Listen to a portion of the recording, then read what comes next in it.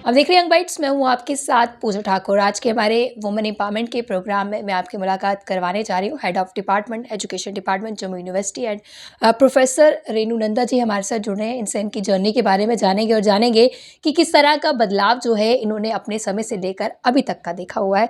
सबसे पहले आपका बहुत बहुत स्वागत है यंग बाइट्स में। Thank you so much. सभी को मेरा नमस्कार। जी मैम, क्या कहना चाहेंगे, आपकी जर्नी किस तरह की रही है? और आज के समय की बात की जाए तो इतना बदलाव आ चुका है, एजुकेशन सेक्टर की बात की जाए वहाँ पर आ चुका है, स्टडीज़ करवाने में काफ़ी ज़्यादा बदलाव आ चुका है, तो आप अपना एक्सपीरियंस किस तरह से शेयर करेंगी? मैं जम्मू विश्वविद्यालय के शिक्षा विभाग में as head of the department हूँ। और अगर मेरी जर्नी देखी जाए तो बहुत ही इंटरेस्टिंग है, बिकॉज मैंने कभी सोचा ही नहीं था कि मैं शिक्षा विभाग की तरफ जाऊँगी।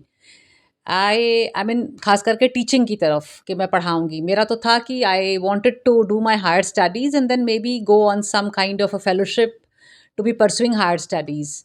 लेकिन अंडर ग्रेजुएशन जब मैंने कंप्लीट की तो मेरे मार्क्स बहुत अच्छे आ गए और मेरिट में मुझे बीएड, तब एक ही कॉलेज होता था, उस पे सीट मिल गई। और उसमें क्योंकि मेरा first class first gold medal आया तो फिर मैंने बीएड ख़त्म की। उसके बाद एमएड की, उसमें भी first class first gold medal आ गया। फिर एमफिल पीएचडी, तो फिर अपने आप तकदीर ने शायद कुछ और ही लिखा था, because God has plans for all of us. The only thing is we have to know these plans. तो मैं फिर पढ़ाने की तरफ जो है वो आ गया। और इसके साथ साथ जो मेरे बाकी के इंटरेस्ट रहे वो डिफरेंट एक्टिविटीज़ में हमेशा से रहे, जैसे Bharat scouts and guides, Indian red cross activities, outreach, social initiatives, working with children, deaf and dumb children, women, so multiple activities, and I thoroughly enjoy my work. जी, तो आज के समय की अगर बात की जाए तो किस तरह का बदलाव आप देखते हैं? क्योंकि आपकी जब स्टडीज़ का टाइम अलग था और आज के समय में काफ़ी ज़्यादा बदलाव जो है, एक अच्छा बदलाव भी हम कहेंगे आया है, लेकिन कुछ ना वो कहते हैं ना कि हर चीज़ में एक एडवांटेजेस और डिसएडवांटेजेस जो है वो रहती है। तो क्या उस पर आप हाइलाइट करना चाहेंगे? क्या कुछ बताना चाहेंगे उस पर? हाँ, बदलाव बहुत आ गया है, ख़ास करके जब मैं अपना टाइम कंपेयर करती हूँ कि जब मैं यूनिवर्सिटी में पढ़ती थी, मैंने यहाँ पर एमएड इसी डिपार्टमेंट से किया, एमफिल भी यहीं से की, पीएचडी। तो अक्सर मैं अपने स्टूडेंट्स को बोलती हूँ कि जब हम पढ़ते थे तो ऐसा नहीं होता था, वैसा नहीं होता था। हम लोग लाइक रेगुलैरिटी, पंक्चुअलिटी, डिसिप्लिन, ये सब हमारे टिप्स पे होता था और वी वर वेरी पर्टिकुलर। हमें कभी किसी टीचर ने कहा ही नहीं कि मतलब आप क्लास में नहीं आते हो या लेट, ये सब चीज़ें थी नहीं, हमारी वोकैबुलरी ही नहीं थी। उस लेकिन टाइम पे रिस्पेक्ट भी होती थी टीचर्स की, डर भी रहता था ये चीज़ें, लेकिन आज वो कहीं न कहीं कम हो गई हैं। हाँ, जो ये कम हो गया है इसका टू अ लार्ज एक्सटेंट जो दारोमदार है वो पेरेंट्स के ऊपर है और आज के शिक्षकों के ऊपर है।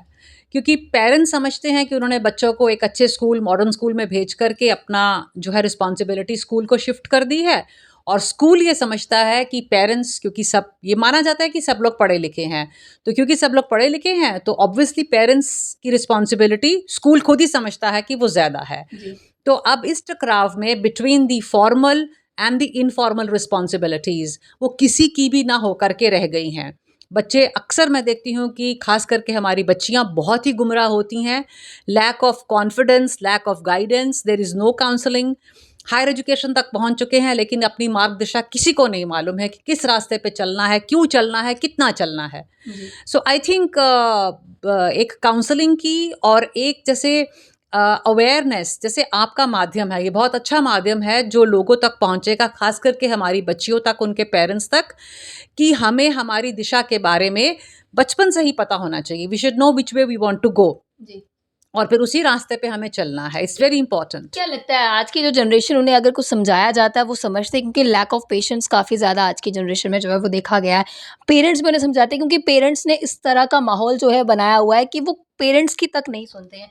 क्या कहेंगे, इसे किस तरह से ठीक किया जा सकता है? मैं इससे थोड़ा-सा, मेरे जो विचार हैं वो अलग हैं। मैं समझती हूँ कि अगर मैं एज़ अ पेरेंट अपने बच्चों को सिखा सकती हूँ और सही मार्ग पे ला सकती हूँ, और अक्सर बहुत सारे ऐसे मेरे स्टूडेंट्स हैं जो मुझे इस वक़्त देख रहे होंगे, सुन रहे होंगे, जिन्होंने पीजी की यहाँ से, एमफिल की, पीएचडी की, और उसके अलावा भी बहुत सारे आउटरीच प्रोग्राम्स में जो बच्चे हैं, कि if I have been successful in counselling, in guiding them in the capacity of a teacher, a friend, a counselor, I'm sure every parent can do.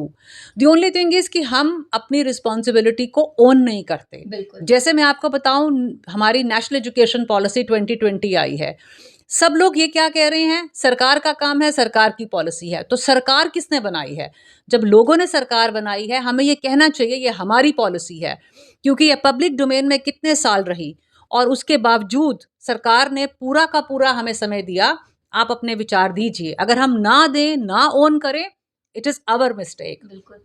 So I think the parents, the teachers, and the children nowadays, the students, boys and girls, all are responsible. जी, The only thing is, as parents, as teachers, we also have to have patience. बिल्कुल। And we need to give that space to understand कि बच्चा चाहता क्या है. Let the child discover himself or herself. और हमारा जो ऑब्जेक्टिव है वो एक ही होना चाहिए, to unleash the creative, innovative potential hidden in every child. That is what I would want to say. बिल्कुल, ये चीज़ों की काफ़ी ज़्यादा ज़रूरत जो है वो रहती है। अब जिस तरह से मैंने कहा कि आपका समय और आज का जो समय है स्टडी करने का, तो अब क्या एक ऐसी चीज़ें मिस करती हैं कि आपके समय में होनी चाहिए, ऐसी क्या आपको एक अच्छी चीज़ें जो है लगी हुई हैं? आई थिंक कि हमारे समय में अगर जैसे मैं कहूँगी कि आजकल का जो ज़माना है वे 21st सेंचुरी स्किल्स जो हमारे डिजिटल स्किल्स आ गए हैं।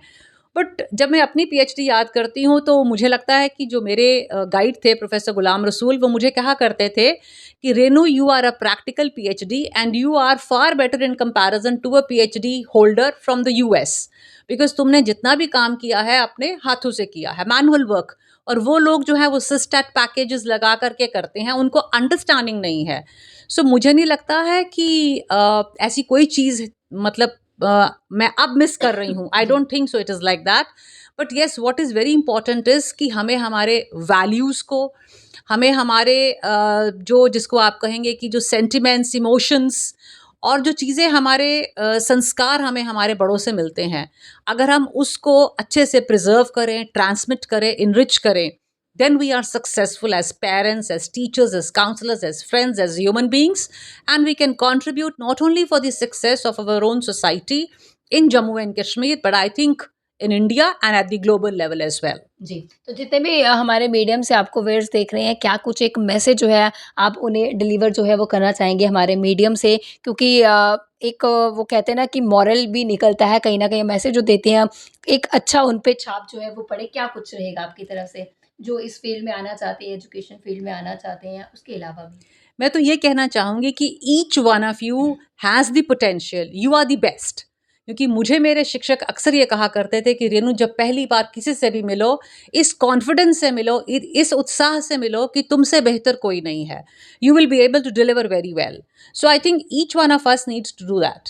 क्योंकि जब हमारे पास कॉन्फिडेंस नहीं होता, मान लीजिए हमारे को थोड़ी कम नॉलेज है, थोड़ी कम अंडरस्टैंडिंग है, but with confidence and the curiosity and the enthusiasm to learn, I think sky is the limit. We can reach anywhere. जी, thank you so much ma'am हमारे साथ जुड़ने के लिए। तो हमारे साथ प्रोफेसर रेनू नंदा जुड़े थे, जिन्होंने अपना एक्सपीरियंस बताया और ये बताया कि किस तरह का बदलाव जो है इनके समय से लेकर अब तक आया और क्या कुछ चीज़ों में बदलाव लाने की आज की जनरेशन को ज़रूरत है, ये भी बताया। उम्मीद करते हैं कि आपको ज़रूर मैसेज इनका पसंद आया होगा।